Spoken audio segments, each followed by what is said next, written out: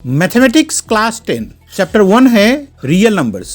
इस वीडियो में हम एक्सरसाइज 1.3 के सभी क्वेश्चन सॉल्व करेंगे। ये पहला क्वेश्चन है, prove that root 5 is irrational. Root 5 को प्रूव करना है कि ये एक इरेशनल नंबर है। तो इसके जो प्रोसेस है, पहले हम मान लेंगे कि रूट 5 रेशनल है और बाद में ये शो कर देंगे कि ये बात गलत है, कि मतलब रूट 5 रेशनल नहीं है, इसलिए ये इरेशनल है। यही इसका तरीका होता है प्रूव करने का। तो स्टार्ट करें हम काम। पहले ये करें कि consider root 5 is a rational number. हमने मान लिया कि रूट 5 एक रेशनल नंबर है। अब रेशनल नंबर की खासियत क्या है कि रेशनल नंबर को हम p/q या a/b से डिनोट कर सकते हैं, उसको हम लिख सकते हैं। रेशनल नंबर का मतलब होता है एक नंबर ऊपर में और एक नंबर नीचे में, उस नंबर को बोलते हैं रेशनल नंबर। तो इस तरह से हमने माना है कि रूट 5 रेशनल नंबर है, तो हम ये भी लिख सकते हैं कि root 5 is equal to a/b। a/b form को ही रेशनल नंबर फॉर्म कहते हैं। और यहाँ पे एक लाइन और भी लिख दे, where a and b are coprime and b is not equal to 0। आपको ये नॉलेज होगा कि जब रेशनल नंबर लिखते हैं तो नीचे वाला नंबर कभी भी 0 नहीं होगा, क्योंकि कोई नंबर बाई 0 इन्फिनिटी हो जाता है। इस तरह से ये b 0 नहीं हो सकता। और a एंड b को प्राइम है, मतलब a और b में कोई कॉमन फैक्टर नहीं है। प्राइम का मतलब होता है ऐसा नंबर जो कि सिर्फ अपने आप से ही कटे या 1 से कटे। वैसे 1 से तो सारे नंबर कट जाएगा, लेकिन अपने आप से ही कटना उसकी खास पहचान होती है। तो a और b को प्राइम है, इसका मतलब है कि a और b में कोई कॉमन नंबर्स नहीं है। ये हो गया स्टार्टिंग अप पॉइंट। अब हम इसको स्क्वायर करेंगे दोनों तरफ। इधर हो जाएगा रूट 5 का स्क्वायर और इधर हो जाएगा a/b का स्क्वायर। इधर रूट 5 था, इधर a भी था, दोनों तरफ हमने स्क्वायर कर दिया। अब रूट 5 का स्क्वायर 5 होता है और a/b में जब स्क्वायर लगा है तो a का भी स्क्वायर है और b का भी स्क्वायर है। यहाँ पे ये देखना कि रूट 5 का स्क्वायर कैसे 5 हो गया। जिन बच्चों को दिक्कत है वो ऐसा समझ सकते हो कि रूट 5 इंटू रूट 5 हो जाएगा। दोनों 5 को एक ही रूट में लिख लो तो रूट के नीचे लिख जाएगा 5 इंटू 5, मतलब 5 का स्क्वायर, और स्क्वायर से रूट हट जाएगा। इस तरह से रूट 5 का स्क्वायर 5 हो गया। पहले यहाँ पे हम क्रॉस मल्टीप्लिकेशन कर ले तो b स्क्वायर नीचे में है, ये उधर 5 के साथ जाके मल्टीप्लाई हो जाएगा, तो हो गया 5b square is equal to a square. अब हम ये लिखे कि 5 is a factor of a square. अब ये कैसे लिखा हमने, इसके लिए मैं एक छोटा सा एग्जाम्पल देके बता रहा हूँ। जैसे कि 2 इंटू 5 10 है। ध्यान से सुनो इसको, 2 इंटू 5 10 है। इसका मतलब 2 एक फैक्टर है 10 का, या 5 एक फैक्टर है 10 का। उसी तरह से 5b square is equal to a square है। मतलब यहाँ पे दो चीज़ का मल्टीप्लिकेशन है, 5 का और b स्क्वायर के। जैसे यहाँ पे 2 और 5 का मल्टीप्लिकेशन था, तो जिन नंबर्स को मल्टीप्लाई करके ये बड़ा नंबर बना है वो दोनों छोटे छोटे नंबर उसका फैक्टर्स है। तो यहाँ पे a square equal to 5 into b square. इसका मतलब 5 एक फैक्टर है a स्क्वायर का।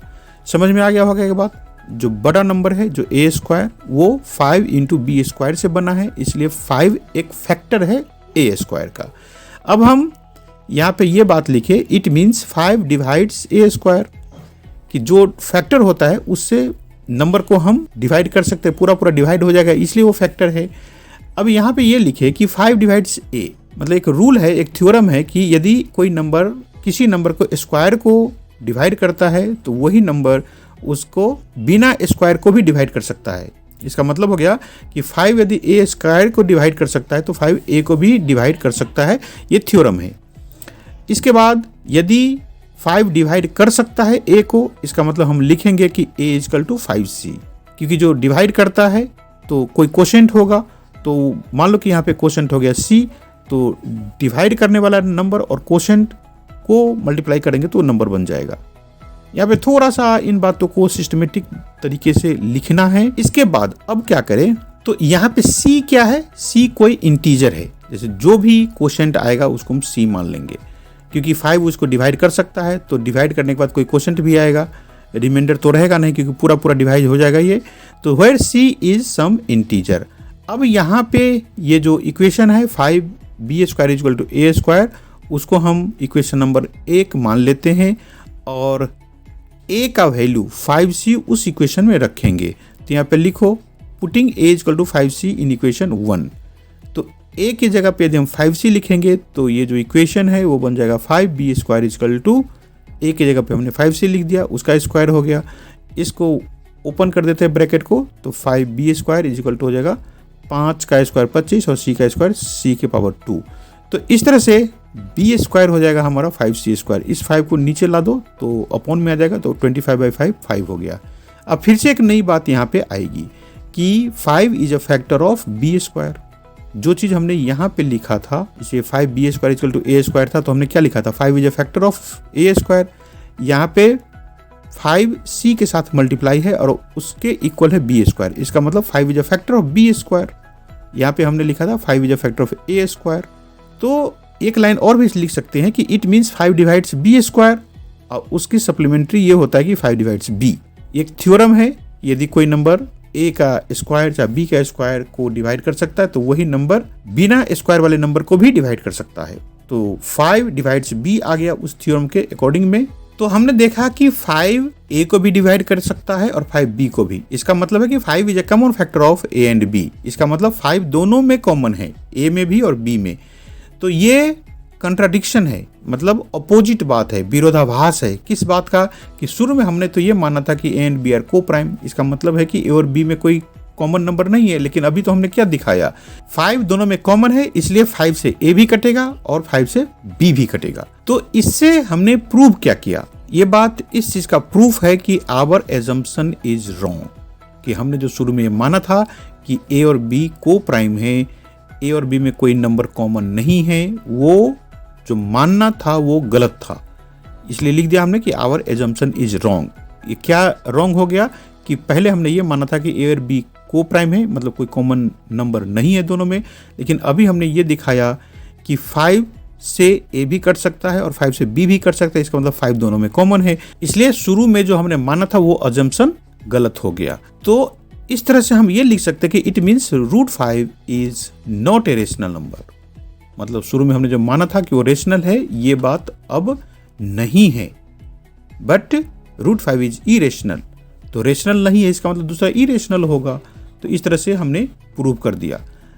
देखो, इस क्वेश्चन को इसी तरह से लॉजिकली प्रूव करना होता है और यही इसका प्रोसेस है। इसलिए कुछ सेंटेंसेस आप पहले से याद कर लो कि शुरू में हम रेशनल नंबर मानेंगे, इसलिए वो a/b हो गया, फिर स्क्वायर करेंगे, इस तरह से दिखाएंगे कि 5 से a² कट सकता है, इस तरह से 5 से a भी कट सकता है। तो अगले लाइन में लिखेंगे a = 5c, फिर इसको भी स्क्वायर करेंगे। अब आखिर में ये शो कर देंगे कि 5 से b भी कट सकता है, और शुरू में ये दिखाया 5 से a भी कट सकता है। इस तरह से 5 कॉमन है दोनों में, a एंड b दोनों में, और ये शुरू का जो बात था उसका कंट्राडिक्शन है। कंट्राडिक्शन का मतलब विरोधाभास, गलती बताने की तरीका, एक दूसरे को अपोज करता है। तो हमारा एजम्पशन रॉन्ग था।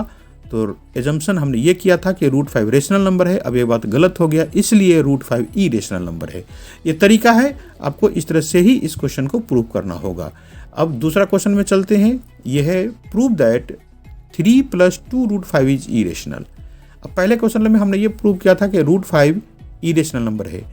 अभी उस बात को हमें नॉलेज है ये मान करके आगे की प्रोसेस करना है। यदि ये क्वेश्चन ज़्यादा नंबर का आता है, मतलब 5 नंबर का आता है, तो पहले आप ये शो कर देना कि √5 इरेशनल है। इस क्वेश्चन में हम ये मान के चलते हैं कि √5 इरेशनल है, ये बात हमें पता है। तो अभी हम 3 + 2 √5 को रेशनल मान लेते हैं। जब किसी नंबर को रेशनल मानते हैं तो हम उसको a/b लिख सकते हैं। अब यहाँ पे थोड़ा सा लाइन लिख लो एक, कि where a and b are coprime and b is not equal to 0। ये जब भी रेशनल मानेंगे किसी नंबर को तो ये लाइन लिख देते हैं तो अच्छा रहता है कि b 0 नहीं है और a और b को प्राइम है, का मतलब इसमें कोई कॉमन नंबर नहीं है। अब 3 को दूसरी तरफ ले जाए, हमारा एम ये है कि इस साइड सिर्फ √5 रह जाए, तो 3 इधर जाएगा इक्वल साइन के बाद, तो ये माइनस में आ जाएगा। अब इसको थोड़ा सा सॉल्व कर दो, यहाँ पे b एलसीएम ले लो, इधर जाएगा a - 3b। अब ये जो 2 है √5 के साथ इंटू में इधर ला करके उसको हम डिवीजन में कर देंगे। इस तरह से लेफ्ट साइड में सिर्फ √5 रह गया और इधर रह गया a - 3b/2b। तो a and b are integers. ये रेशनल नंबर में ऊपर और नीचे कोई ना कोई नंबर रहता है, तो ये इंटीजर्स है, इसलिए a - 3b/2b रेशनल है, क्योंकि ऊपर में भी कोई नंबर है, नीचे में भी कोई नंबर है। जैसे शुरू में हमने a/b मान लिया था, अब इसको सॉल्व करेंगे तो ऊपर में कोई नंबर बच जाएगा, नीचे में भी कोई नंबर बच जाएगा, तो ऊपर में एक नंबर नीचे में एक नंबर, उसी को रेशनल बोलते हैं हम। तो यहाँ पे फिर से कंट्राडिक्शन आ गया।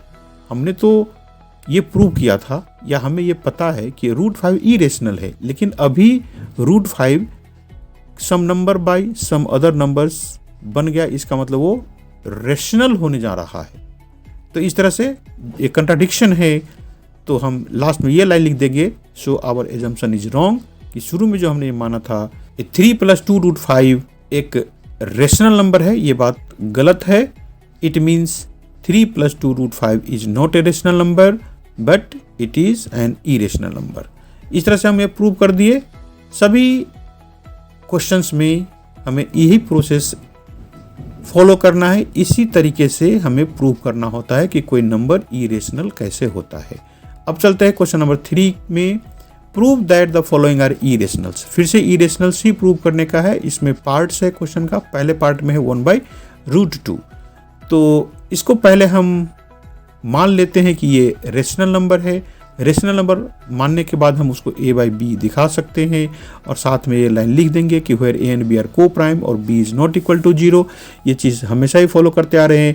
अब यहाँ पे √2 की वैल्यू निकालो, तो इसको रेसिप्रोकल कर दो। जैसे ऊपर में 1 है, नीचे में √2, जब √2 ऊपर गया तो 1 नीचे आ गया। तो इस तरह से ये a/b है तो b/a हो गया। या जिसको दिक्कत हो रही है ऐसे करने में, उसको क्रॉस मल्टीप्लाई करके आप निकाल सकते हो कि b/a हो जाएगा √2 के बराबर। a and b are integers, कि रेशनल नंबर में जो हो नंबर्स आते हैं वो इंटीजर्स होता है। तो सो b/a इज ऑल्सो रेशनल, क्योंकि उधर a/b है इधर b/a है। जैसे मान लो कि 3/7 है तो वो रेशनल नंबर है, तो 7/3 भी रेशनल होगा। तो इस तरह से a/b रेशनल है तो b/a भी रेशनल ही है। तो this contradicts the fact that √2 is irrational. अब हम ये मान के चलते कि √2 इरेशनल है, हमें पता है।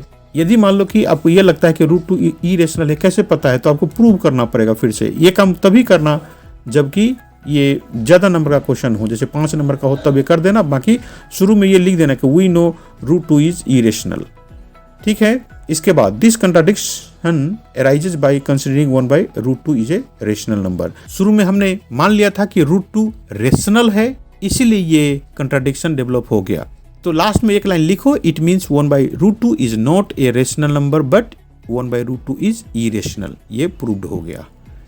अब इसके सेकेंड पार्ट में चलते हैं। 7√5 को प्रूव करना है कि ये इरेशनल है।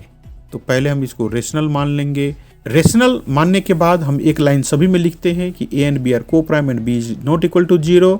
इसके बाद हम √5 को अलग रखेंगे और 7 जो उसके साथ में है उसको नीचे कर देंगे, तो ये हो जाएगा a/7b। अब a and b are integers, क्योंकि तभी ये रेशनल बनेगा। इसका मतलब है कि a/7b इज ऑल्सो रेशनल। तो this contradicts the fact √5 is irrational. शुरू में तो हमने ये माना था, पहला क्वेश्चन भी था हमारा कि √5 इरेशनल है। अभी हमने ये दिखा दिया कि √5 रेशनल हो गया। इसका मतलब ये विरोधाभास है, अपोज कर रहा है एक दूसरे के बाद। एक बार तो हम ये कह रहे हैं कि √5 रेशनल है, दूसरी बार ये कहते हैं कि इरेशनल है।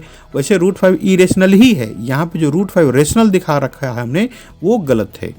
तो this contradiction arises by considering 7√5 is a rational number. It means 7√5 is not a rational number but 7√5 is irrational. Proved हो गया। अब इसके थर्ड पार्ट में चलते हैं। यह है 6 + √2। तो यहाँ पे ये मान के चलो कि √2 इरेशनल है, ये बात हमें पता है। लेकिन क्वेश्चन में 6 + √2 है, तो पहले हम इसको मानते हैं कि रेशनल नंबर है। रेशनल मानने के बाद हम उसको a/b से दिखा सकते हैं। फिर से मैं बता रहा हूँ, रेशनल का मतलब होता है ऊपर में कोई नंबर और नीचे में कोई नंबर। यहाँ पे a और b ले लिया हमने। अब a और b को प्राइम है और b नॉट इक्वल टू 0 ये लिख देंगे। अब यहाँ पे √2 को अलग रखो और उसके साथ जो प्लस का 6 है उधर ले जाकर के माइनस कर देंगे। इस पार्ट को थोड़ा सा सॉल्व कर लो। नीचे में b एलसीएम आ गया, उधर आ जाएगा a-6b और √2 इक्वल टू हो जाएगा a-6b/b। तो a एंड b इंटीजर्स है, तभी वो रेशनल बना था a/b, और a-6b/b इज रेशनल। जब a और b इंटीजर्स है तो ये a-6b/b भी रेशनल होगा, लेकिन √2 इरेशनल है, हमें ये बात पता है पहले से ही। शुरू से मैं बोल रहा हूँ कि जैसे √5 इरेशनल है, हमने क्वेश्चन नंबर 1 में सॉल्व किया था, अभी √2 आ गया है, वो भी इरेशनल है। इसका मतलब √2 इरेशनल और ये रेशनल इक्वल कैसे हो गया, ये तो गलत बात हो गया। So our assumption is wrong. Actually √2 irrational number है, अभी वो इक्वल हो गया है रेशनल नंबर के साथ। ये एजम्पशन, ये मानना ही गलत है। इसका मतलब है कि 6 + √2 is not a rational number but 6 + √2 is irrational. ये प्रूव्ड हो गया। एक्सरसाइज 1.3 में ये थर्ड क्वेश्चन का तीसरा पार्ट था और इसमें इतना ही क्वेश्चन था। इस तरह से ये एक्सरसाइज कंप्लीट हो गया।